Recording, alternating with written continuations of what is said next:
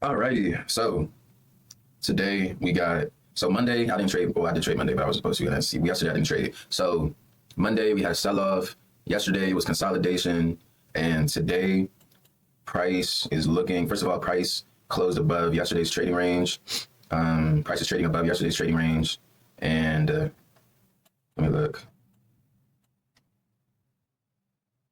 It's probably like 38 of this move. Let me see something. Yeah.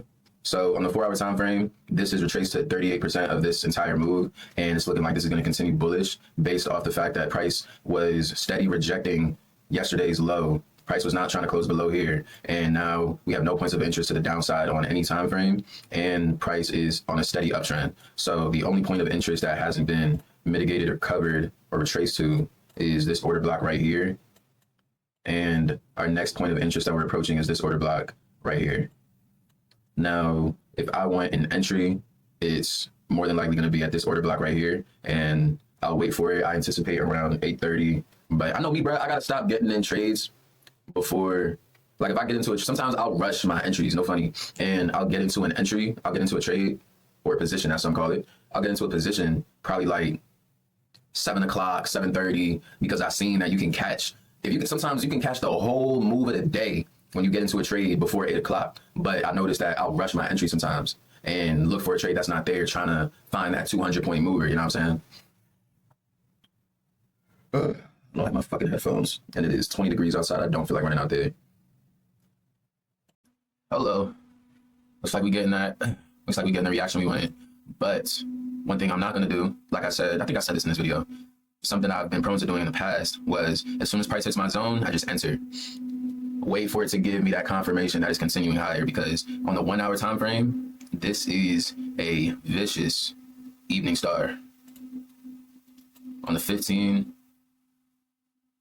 let me see something actually, because I already know this is 50% of this. So you want to see how it reacts to here, low key. You could see a rejection off of here, being that, okay, wait, hold on.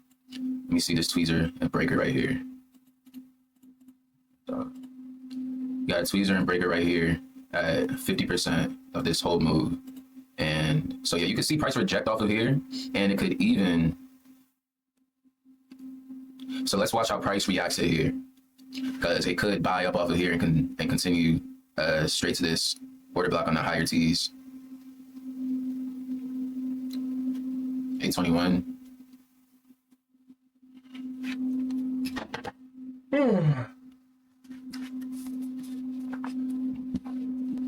This wick right here, this wick to the downside, is the rejection that we wanted to see off of here. But depending on how this 5-minute candle closes, like if this candle closes full bodied, then I think we're gonna continue down to here. But if we close as a hammer, bearish hammer, is that what this is? Would you call this a bearish hammer?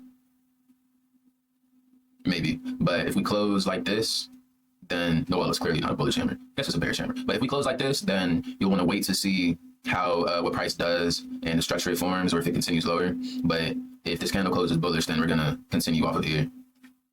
Got an order block, 50%, and a breaker block. Oh shit! I need to re-up on accounts and get back on the horse. I don't let nobody drive my stick. I don't let nobody hold my shit. I don't let nobody. I already know, little bro, my twin. I already know I'm buying her skin. I already know that I already know. I already know that I'm holding the gin. Shawty just hit me. She, that's what I'm doing. I told her I'm bulling. I'm on it again. Yeah. I got a drum in the 308. I got a burn on top of my heart. I got a show on pulling up late. I got his name on a bullet that I done messed up in the head with a boom, boom, boom.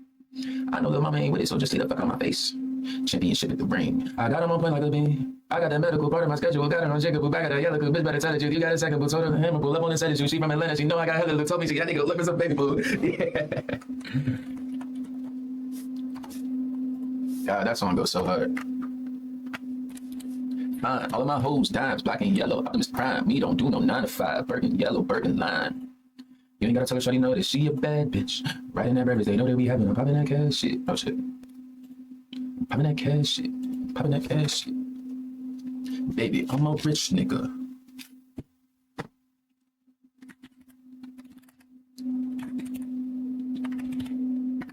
Fine, all of my hoes, dimes. Black and yellow, Optimus Prime.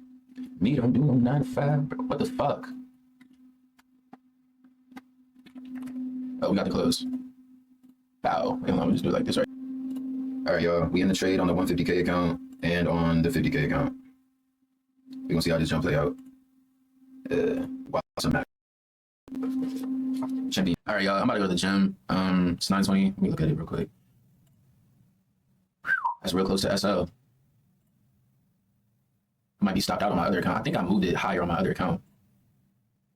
Only lost. You gotta be wary of risk here. This is actually a much better entry though. Hold on. I really like it right here.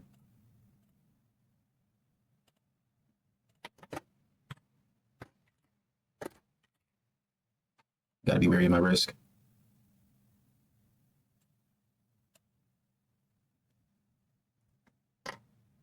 I still like the trade because this level is holding up and it's failing to make a lower low. It's still making, It's still making, It's still making higher lows here. So I still like it on the higher time frame to continue bullish. Yeah. Move my stop at a different spot than on this trade. So that's why I got stopped out on it. But I'm gonna hodl and go to the gym and we will do a trade recap. All right, so let's go over today's trade. So, damn, I should put yes on that. But we're gonna go into replay. We're gonna go into when I entered. So I entered off of this 15-minute candle, and in hindsight, I can say that this is a pin bar. This is a pin bar, and at the time, well, yeah, no, period, simple as that. This is a pin bar. This is when I entered. So we got a pin bar here, and it's a pin bar with a long way to the downside. And is that right? Hold on.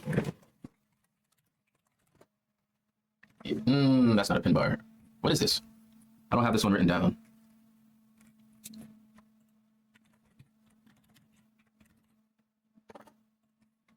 Hold on.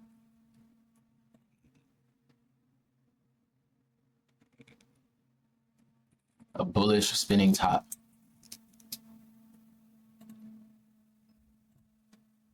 A bearish spinning top. Okay, so this was a bearish spinning top. I don't know if I've ever heard that before. No funny. All right, so yeah, this was a bearish spinning top, and based off the way this candle closed, this is a bullish rejection off of here. So my analysis for seeing some rejection off of this breaker and 50% was correct, and this order block, like it was correct right here. But the way the candle closed indicates that all it was a rejection. It wasn't a continuation of the trend. It was just a rejection off of here, because this next candle, let me see. Boom, this candle right here, the way this candle closed as an inverted hammer was all the sign that you needed, and then that opened the door for this pattern right here. And now I know that if I see a bearish spinning top, then a doji, and then an inverted hammer, I should have seen that and said, okay, price is in a premium also, it's going to sell off. I bought the market when it was in a premium because I thought that this was a continuation of the trend, but it was just a rejection, indecisive candle, bullish inverted hammer, then started selling off at 9 o'clock. Literally right at 9 o'clock, it started selling off. And that's one reason why I lost. But I also, let me see, because I entered right here. I entered on this candle. I got to 40 points in profit. That should have been TP. That should have been TP. I should have been out of this trade the whole time. I got to 40 points in profit, but I was still holding because I wanted to see price break this structure. And the way this candle closed, like if I'm going to get into a position like this pre-930, and then I see a candle like this, I should already know what to expect at 930. And I predicted it in the video. I said that I could see price dropping down to here and sweeping this out as soon as it hits 930. But I still decided to hold because I was still seeing the buy position. So that's two things. If I had taken my profits and then if I listened to myself and waited for 930 after taking my profits, then I probably could have avoided the loss today. And what else did I have written down? Yeah, that was really everything. So that's today's trade. And yeah, so I think going forward, I gotta be more patient. And at least during this month of December, wait for 930. Just wait for 930. Honestly, it doesn't hurt. Just wait for 930. Because I've been getting hit with mad fake outs this month. Usually, like, I like pre-930. I like pre-New York because there's a lot of good entries in the jump. Yo, why is this shit so sensitive all of a sudden, dog? Let me see something. Yeah, this shit, my mic is mad sensitive all of a sudden, bro. Not even do nothing to it. Let me turn this down. All right, how I sound? I don't want to be that loud because picking up static and a whole bunch of feedback and shit. So yeah, I've been getting hit with a lot of fake outs this month, and it's because I like to trade pre-New York because you can catch a lot of good moves or the move for the day pre-New York. And this month I've just been getting smacked with fake outs because my seeing this as potential for a buy was correct, and hold on, I'm not showing y'all. Seeing this as potential for a buy was correct, but this right here was a sign that I was about to get faked out, but I still just decided to hold. Why? Because I wanted the ego stroke of being right. All right, I wanted the ego stroke of being right. I feel like that's something you got to be aware of when you want the charts, because when you're focused on being right, that means you're simultaneously focused on not being wrong. I know that might sound like I just said the exact same thing in a different way, but when you're focused on not being wrong, you're how can I say, you're obstructing your field of view. Maybe that wasn't the right way to say that, but y'all get what I'm trying to say. You see less on the charts, and you're creating a biased perspective when you want to be right. When you predicted bullish and all you want to see, you predicted bullish, so all you're going to see are bullish indicators and reasons to hold on to a trade that is clearly going against you. I read that in Trading in the Zone. So yeah, that's today's trading day, bro. I'm gonna post the game of Madden that I played while I was waiting on this trade at the end of this video, and I'm gonna catch y'all niggas. No man, signing off. And ship it through Brain Whoa. I got him on point like a beam Whoa. I got that medical part of my schedule. Got it on Jiggle. Back of that yellow coupe. I'm sorry, bro. I love that song right now. I got this thing on a bully that I don't stop in the cable. Boom, boom. Damn, no, hold on. I'm supposed to brush my hair. And I'm in the game now. Did he take input from everybody? Sure. I was supposed to brush my hair, but as soon as I got down here, I saw price moving. So at the point of Andrew Berry, respectfully, put Kevin Stefanski in it. That's tough situations. If I got a turnaround quarterback, if I got a fifth. Oh my God. I played this nigga before too. I don't know how the last game went. I played this nigga a couple of times. I know I won at least one of them. I think he won the last one. Bro, I hate playing my team, bro. You got a fierce defense, nigga. So anything you do, whether you want it to or not, will be deemed as racist. Can we quickly, Care Bear, untangle some of the conspiracy theories we've heard about you in the last 3 weeks? But I just real quick. The first one is that Deion Sanders poured water on a reporter once, and that reporter is Andrew Berry's wife's dad. And that's Stefanski's. And that's why Kevin Stefanski hates him. Like, that was one conspiracy theory. Conspiracy theory this weekend. Kevin Stefanski intentionally gave Shador Sanders the wrong wristband.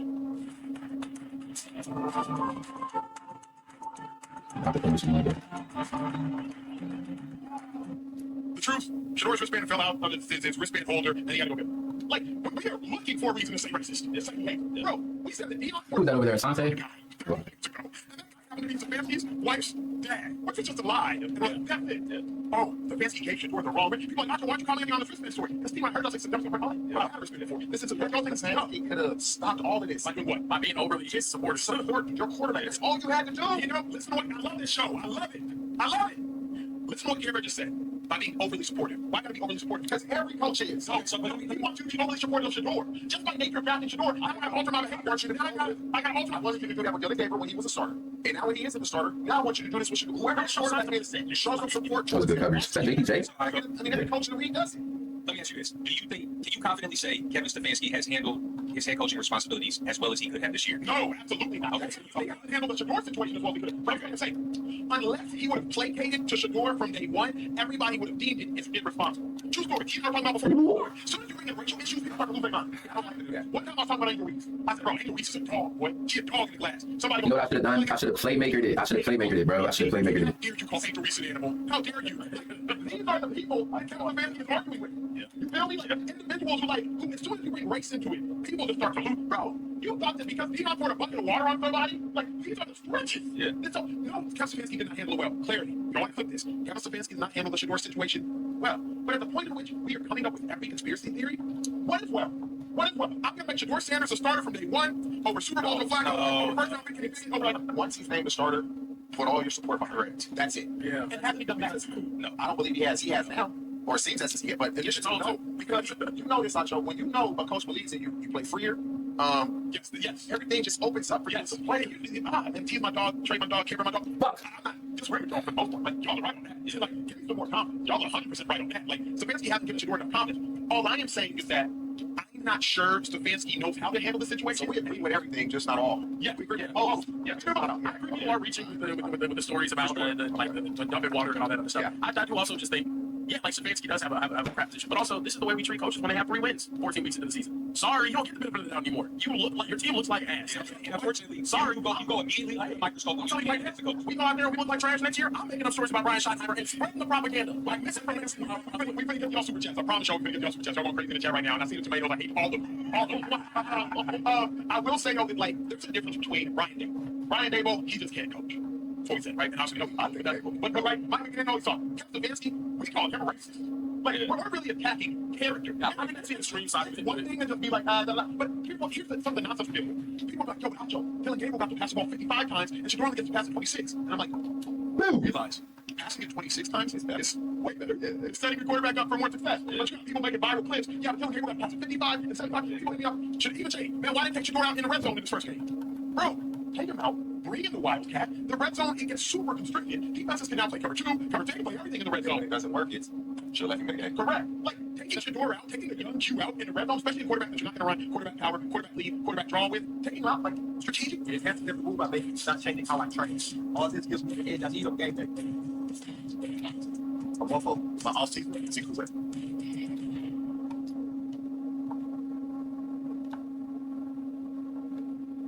Freeze this thing. Damn. The bottom fish can bite on. We're skyrocketing. Damn. So I shouldn't have backed him up, bro. Forgot Tariq Woods just as fast as Calvin Austin. Nah, he makes a lot of sense, but he didn't handle it right. What part? When he threw, what game was that when he threw 4? Yeah, taking him out on the 2. Yeah, we do have quite a few super chats to get to. I'm gonna step back a little bit. North brother said, TJ, you be speaking that real, but I gotta stop you there. Sam Darnold chokes in the big moments. I'm not saying that we would beat the Seahawks, but we're not getting smoked. It's any given Sunday, and we got enough to give anybody problems. They play in the playoffs. Tell them how that. Okay, Kenny Johnson said, wanted to just call Garen Buckeye Bear. Well, Buckeye Bear. I think you're talking about your actual highs. Oh, yeah. Buckeye Bear because it looks like, Yeah, it's not looking good. Yeah. Supercat said, TJ, whoa. I ain't gonna let you disrespect Brock like that. Like, he is one of the most efficient quarterbacks in the league. I remember these top 5 quarterbacks would throw interceptions always. And when the last pick came around, it stopped. See, this is what when I bring up Brock Purdy, I think Brock Purdy's a good quarterback. But I'm not. Oh my gosh. He needs help around him. He needs a team. He's not Josh Allen. He's not Pat Mahomes. That's all I mean. Right. I think he's a good quarterback. I'm just not overpaying for him. Because if the team around him isn't great, he showed me last year when guys went out, he was on 6 against playoff teams. That's all I'm saying. Yeah, I think that's fair. King Drusky said, Hacho, you keep saying he's the best thing happening to the Browns and they still trash, and you win coach of the year, not because you're a good coach, you win because That was gonna get blown up anyway. he could stop the foolishness. Just break that down because I vote on coach. This shit, this shit, Devon. You probably feel validated because you've done well. Just did better than expected, basically. Yeah. You win coach of the year because you do the most with what you have. To me, that's Nigga, is that Alex Highsmith? coach of the year isn't just because you go undefeated. Like, I think You got Alex Highsmith playing nose, dog. Come on, yo. Come on, yo. Nigga got Alex Highsmith as a one say. Sean Watson and one other quarterback, like starting 5 different dudes, like, that's a coach of the year. Yeah. You know what I mean? Like, if you want to say he's not a good coach, I don't think this year he's been a good coach. I really don't. Yeah. I don't. I'm gonna run right at that shit every We time. also got another $100 super chat. This one from, I don't know if it's D-Reels or Trios, but they said, do you believe that Shador's getting treated the way he is by the organization because of his pops? His pops did say before the draft that he reached out to several teams. It's gonna be there. Do you believe that's why he's getting hate from the owner and the head coach? I needed that going into halftime. No fun. So that's why he's getting hate. Yeah. You see when somebody slips that in there to now answer that question to agree he's getting hate. Obviously, he's getting treated differently because of his pops. For better or for worse. Right. Shador Sanders shouldn't have been in all them epic commercials he was in college. It's outside of it. It's a gift and her son. Correct. Like her. Obviously, he's getting treated differently than his pops. How many dads did we see at the Browns practice facility the day before the game?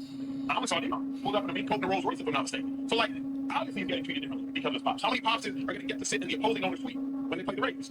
So I'm not going to call it hate, and maybe that's why I get in trouble because I just don't believe calling things hate racist. I'm not going to call it hate. Overcooked. I think some of it is a blessing. I think some of it is a curse. It's for sure different. Bro, we've seen it before. TJ, you know this.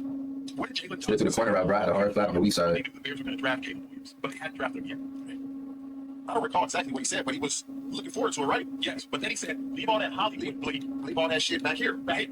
Caleb was like, you're even happy here. It's just, where's this coming from? I just got played at USC. I got a Heisman with another finalist. Now I'm Hollywood. When your reputation precedes you, your reputation precedes you. Assume, correct, this person. Oh shit, you ain't know what I thought you was gonna be. Correct. So yes, he gets treated absolutely. He gets treated differently. Absolutely. You'd rather be a son than not, though. I'll tell you that. Yeah, the good outweighs the bad, most definitely there. Chris Strong said, ain't another My father said, hey, you live it right. Yeah. You live it right. Facts. Most definitely. He said, Acho made my heart sing. A real man who understands someone made their dream come true without resentment. Also a Browns fan. But Acho is real, And I love that. He's talking about your whole preface to the defending the Browns because Cleveland second draft review and they made the dreams come true. So he just, much some love. Also, And it was a lot of calls and holy blades and, and it's on listen, a contract.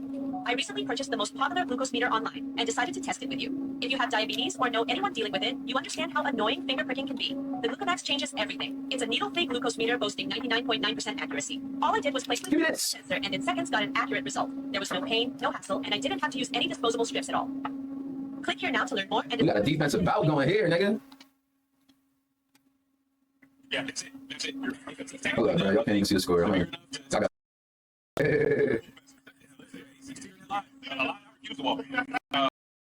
I like this, and I'm shut up. I just know the Browns better than I don't think anybody who's on national TV, or we're not on national TV, but anybody who really does, like, I lived there. Yeah. Like, I went to that facility. I had those coaches. I think I was under two of them. Pat Shermer and Rob Jennings. So when I see the best thing that's happened, I'm not as quick as y'all are to say get rid of it. Only because, like, I was coached by Pat Shermer. I remember those meetings. I said, oh, this is why. You know, they shout out Pat Shermer, great dude, but then the head coach of Cleveland just wasn't there. So I'm just not as quick as y'all to be like, oh, talk with his head. So I'm like, bro, y'all don't know what y'all got. Y'all don't know what y'all got. I was there. I just have a different relationship. Not saying I'm smarter. I just have experience. That's firsthand experience. Correct. Yeah, correct. Yeah. Last one I got, Kim Rowe 200. X said Kevin Stefanski's doing a wonderful job in his handling of Shakur's fantastic. Signed, the Steeler fan. So, that's all I got, man. Shout out to y'all on the super chat. Man, what day of the week is it here? It's Tuesday. TJ, what day of the week is it, bro? Chicken shop? Oh, not yet. Not yet. It is. Wait, what? This week is it? It's a glorious Tuesday. Glorious Tuesday. What's Tuesday? What's that mean? Tuesdays, that means that Talk we about have Tuesday. TJ, what's up? It might be a Teacher Tuesday because Nick Sirianni actually spoke about a play. Yo, this nigga still got it, bro. It's a 110. Do our best to break it down. This is unique to the speakeasy. If you just tapped in now, you're in for the biggest treat of the show. We do it every Tuesday, uniquely on Tuesday. Care Bear, you can pull up the play. Y'all turn your volumes up. Then TJ and I are going to go.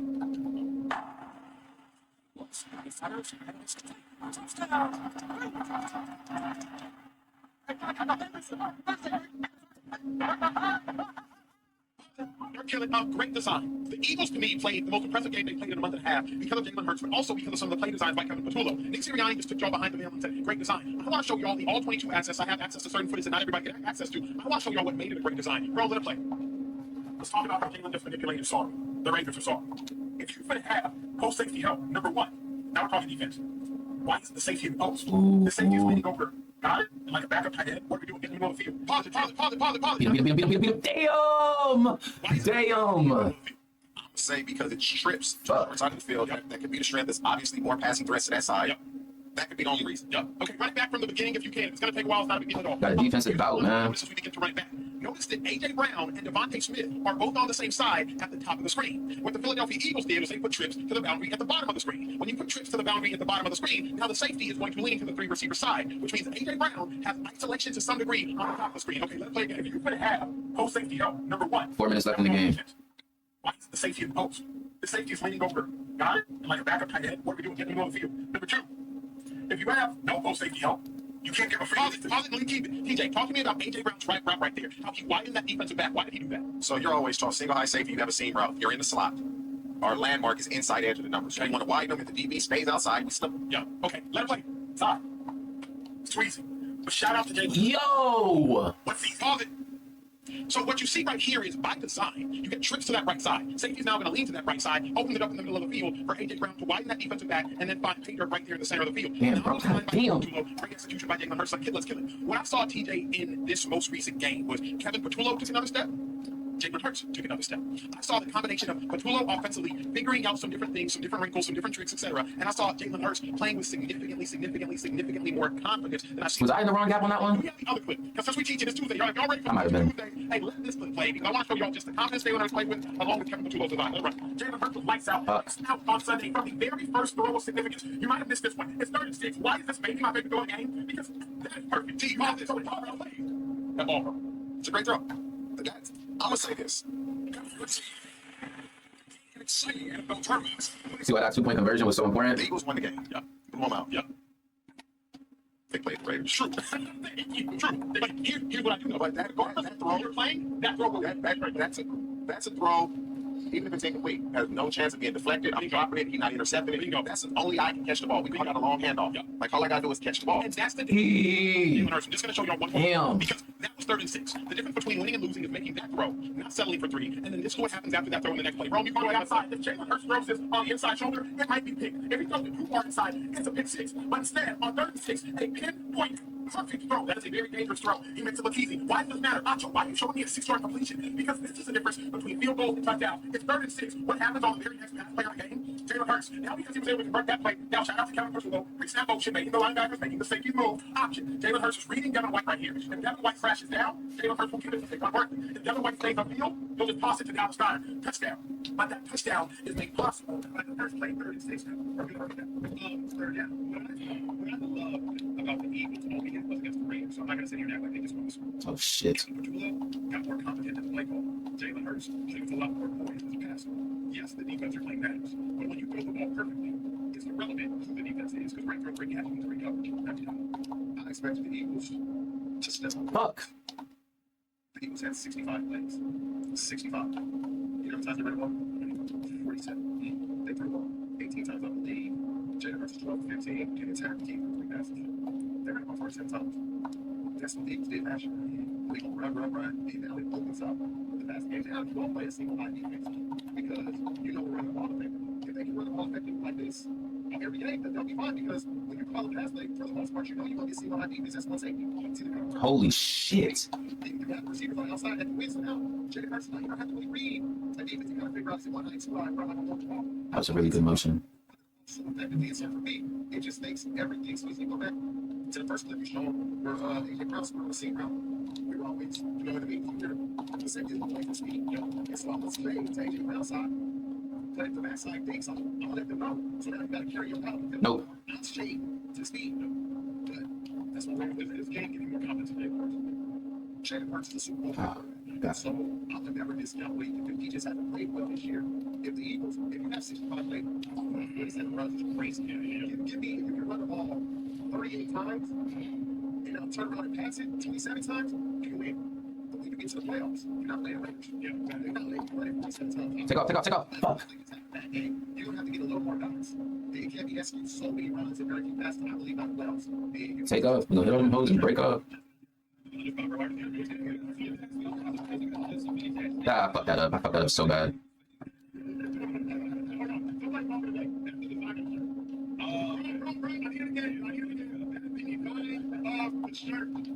I fucked that run up so bad, bro.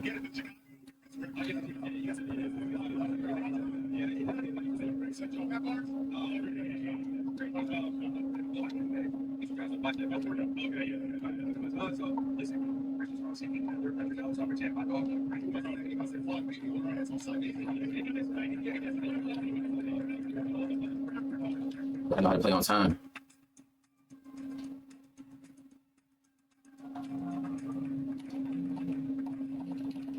That's how you run the rock right there, nigga. I'm about to see the 1 hour candle close in a second. It's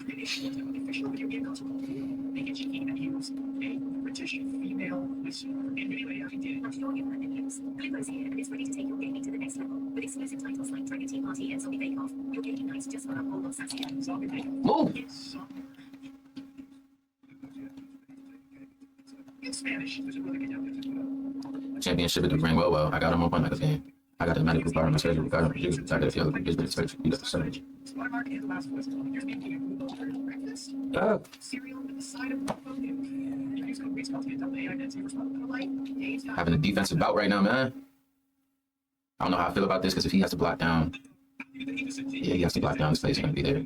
He said, Carrier is very knowledgeable about college football. I'm a white guy, I'm a white, so that's no respect. People know what we're talking about. And it's And Jalen. lazy. So like it really has nothing to do with you should love, it's more than me hate. You know what I mean? I'm doing it. It's look at it. It's like privilege and say, I'll never tell you.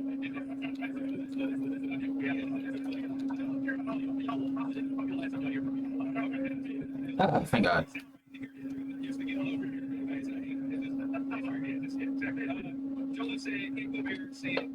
Cancun Bear. Celebrating some good defensive playoffs when they come with me. And if I know what it feels like to get off, so after reading sorry record, listen, they're committed get to the run game, I think it's going to change a lot of things. They said, hey, look, even though we're like we get this 3 yards a lot, we don't keep hammering it. We did say Washington go out there and keep putting Jalen 15 passes, and those 15 passes are going to hit. So I think it's like it's a run game that they needed. They got the run game over there. Told you I was gonna need that 2-point conversion. Told you I was gonna need that 2-point conversion. We got it is now the 2-minute warning. 2-minute warning, and he don't even got it. Fuck is he talking about? Oh man, this is how you execute time of possession. They trade for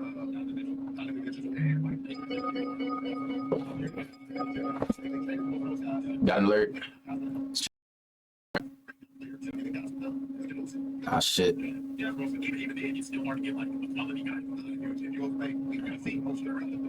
It's not 9 o'clock yet, and this candle is closing this candle is closing with a bullish recovery, and we want to see how it reacts to right here. This is actually very pivotal. This is my okay. All right, I'm gonna have to go on the iPad up close.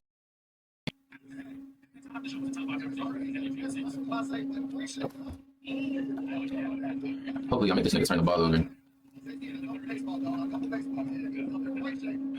I'll do it looking like that, nigga. Fuck. We also got one sports TV too, 435 saying most teams from the ball, right? Most of the Eagles beat playoff teams this year, so on the version. Hey, the Eagles fan, man, they take everything personally. Yeah, it's personal. It's always when you're winning the game, you're going to have 10 more runs at the end of the game. So all I'm saying is get ready for 47 times. That shit 37 times. I see it. Damn, I missed him. All right, the way that candle closed, the way the 15-minute candle closed, shit, fuck. We discussed enough on the prime 78-18 say, Gary, you think the Cowboys should go get out here and they're going to miss some players? I love out here. I don't know if you can live on the side of the ball. There's an opportunity at some point. So, I mean, we're the team to do it. Sure, I'm against the trophy. I know people in the building, and I've been told they miss out here is great. Seeing like people, You know, I'm talking just who he is as a person. yeah. And they plan in this, he would certain situations. We want to miss you, trying to miss right. Because you think like this, and you already get a sentence in his own coverage in the hand. And so, people in the building, they love Pick the ball up. He dropped it. Fuck. I like, I'm not to be honest with you. I think it's $158 million right now, but 2 quarterbacks haven't played. They also, y'all got to quit on keeping it with GD. She said, I just know TJ Harrison's good. And then We everywhere. Throw that shit. Grounding? They call grounding on me for less, bro. What? sniffing of the rosemary hairs to confirm whether or not his hair smells good for your late night fantasies. Late night fantasies is crazy. Where is the other zone?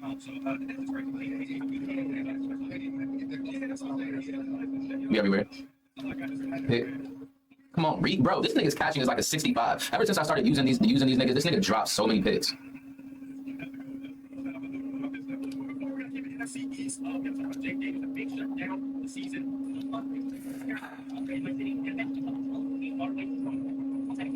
Why is D Law? Oh no, that's not what it is. Everywhere. Come on, pass rush. Game.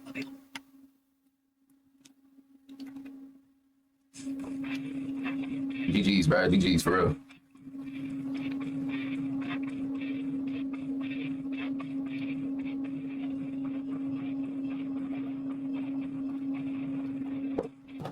All right. So let's look at how the 1 hour looks. All right. So on the 1 hour, it looks like price covered its fair value gap and retraced down to the 50%. And with the retracement to the 50% and tapping that is a confirmation of the uptrend continuing. So I like price to continue higher. We just want to watch out for 9 o'clock, but for 9:30 volatility. The way these candles are closing is ugly though. It wicked off of here and closed with a longer wick than body. So yeah, you want to watch how price reacts to here because it could very well sell off. I know. Let me move my stop losses.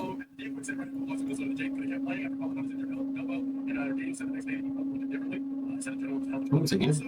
Jake Davis also had to say, I can't avoid the injuries I've dealt with.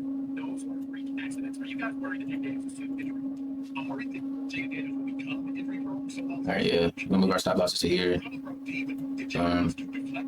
Alert me again. I can honestly see this getting swept at 9:30 though. Not even gonna hold you.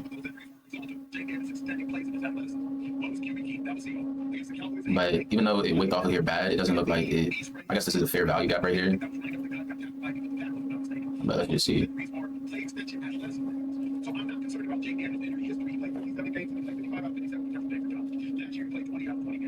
sit here and act like Need to get a haircut. I'll say is, if you do not take responsibility, or you I haven't been taking care of my waves lately either. We bouncing back, man. We bouncing back. not just if, you know what I'm saying? Like, if you don't take responsibility, it's not gonna happen. If you don't take responsibility for anything deep, you're just gonna keep doing it. Or you're blaming your significant other, you're blaming somebody outside of the one person that has the ability to change it. I'll say this, Andrew Cuomo, because what you said, he was available in college, he was available with the rookie. I said it every day. The first time he should have been in the game. He should have been in the game. That's so damn quick. And oh yeah, he should have been at hindsight 2020. He should have been in the game. What's he in the game for? If he's in the game, What the fuck? Don't put him in a position where he has to run the ball versus all ready to go. He has the ball on. Take him out of the game. So that one should have been played. The other one is the game. We play a sport where it's guaranteed to be injured. You play football. Everybody that's played football, all of them has been injured. Some about or another.